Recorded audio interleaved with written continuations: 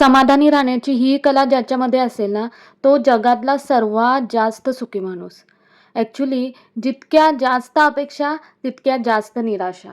तर आजच्या धावपळीच्या जीवनात प्रत्येक जण काहीतरी मिळवण्यासाठी धावत आहे. अधिक पैसा, अधिक यश, अधिक नाव, ही धडपड कधीच थांबत नाही. पण या सगळ्या धावपळीच्या जीवनात आपण एक गोष्ट विसरतो, ती म्हणजे समाधान. खरं तर समाधानातच खरे सुख दडलेले आहे.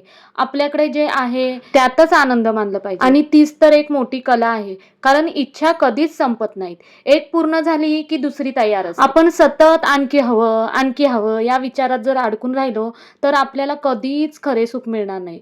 पण ज्या क्षणी आपण माझ्याकडे जे आहे ते पुरेसे आहे असा विचार करतो, त्या क्षणी मन शांत होतं आणि खरा आनंद अनुभवायला मिळतो.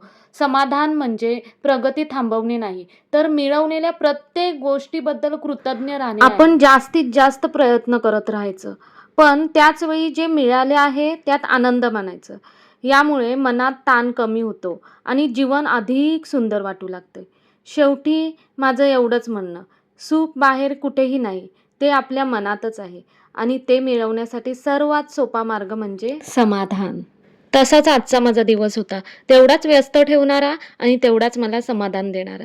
तर आज सकाळी सगळी कामं म्हणजे अंघोळीच्या अगोदरच सगळी कामं आटपून घेतली, लादी पुसून घेतली. जे काय सकाळचं काम होतं, जे की तुम्ही व्हिडिओमध्ये बघितलंच असेल, ते सगळं पटापट असं आवरून घेतलं आणि स्वतःच्या स्वप्नांकडे पुन्हा एकदा धाव घेतली.